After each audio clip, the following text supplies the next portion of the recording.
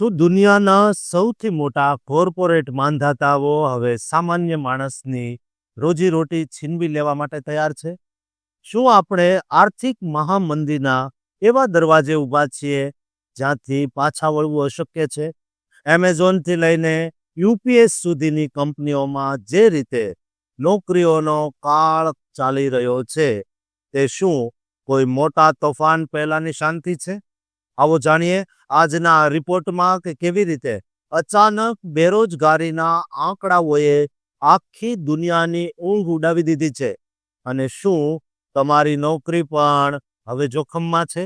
મિત્રો, અત્યારે આર્થિક બજારમાંથી અમેરિકામાં જે સમાચાર આવી રહ્યા છે તે ખરેખર ચિંતાજનક છે, કારણ કે 31 જાન્યુઆરી 2026ના રોજ પૂરા થયેલા અઠવાડિયામાં બેરોજગારીના દાવાઓ એટલે કે અનએમ્પ્લોયમેન્ટ ક્લેમ્સમાં અધધ 22,000નો વધારો જોવા મળ્યો છે અને આ આંકડો 2,31,000 પર પહોંચી ગયો છે, જે છેલ્લા 2 મહિનામાં સૌથી વધુ છે.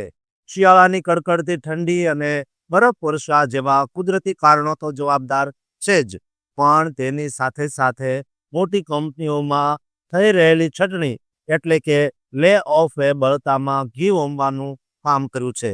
લેબર માર્કેટ એટલે કે મજૂર બજારમાં અત્યારે નરમાશ જોવા મળી રહી છે અને આ કોઈ નાની વાત નથી, કારણ કે યુપીએસ જેવી દિગ્ગજ કંપનીએ વર્ષ 2026માં 30,000 જેટલી નોકરીઓ કાપવાની યોજના બનાવી છે.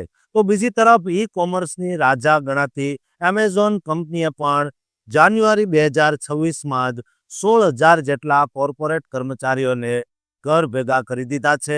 આટલું ઓછું હોય તેમ મીડિયા ક્ષેત્રના મોટા ગજાના અખબાર ધ વોશિંગ્ટન પોસ્ટે પણ પોતાના ત્રીજા ભાગના સ્ટાફને એટલે કે 300થી વધુ પત્રકારોને છૂટા કરી દીધા છે. અને આ બધું થઈ રહ્યું છે ઓટોમેશન અને આર્ટિફિશિયલ ઇન્ટેલિજન્સના વધતા પ્રભાવને કારણે.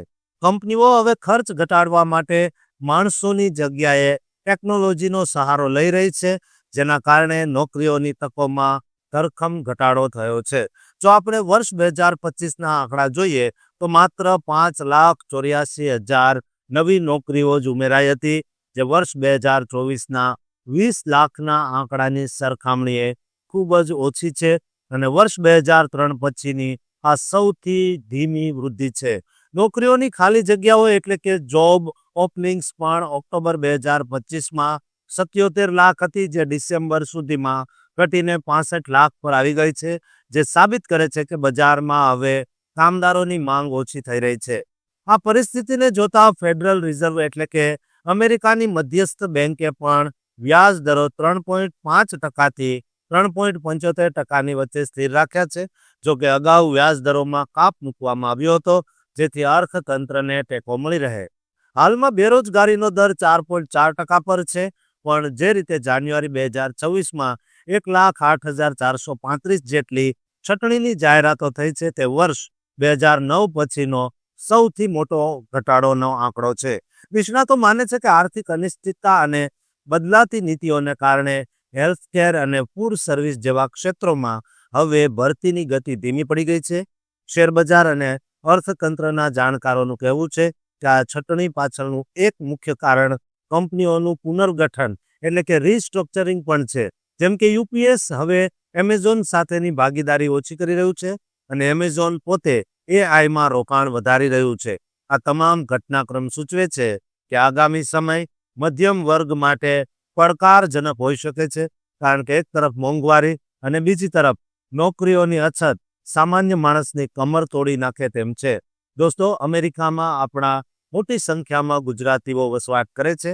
તેમણે આ સમયે પોતાના ધંધા પર વધારે ફોકસ આપવું જોઈએ, ન કે નોકરી પર, કારણ કે નોકરીમાં પહેલો જ શબ્દ છે ન કરવી જોઈએ એ નોકરી. આપણા ગુજરાતીઓ મોટા ભાગે વેપાર ધંધામાં છે અને વેપારીઓએ શું ધ્યાન રાખવું જોઈએ કે તમે કોમેન્ટ બોક્સમાં જરૂર જણાવજો અને આ ચેનલને સબસ્ક્રાઇબ જરૂર કરજો.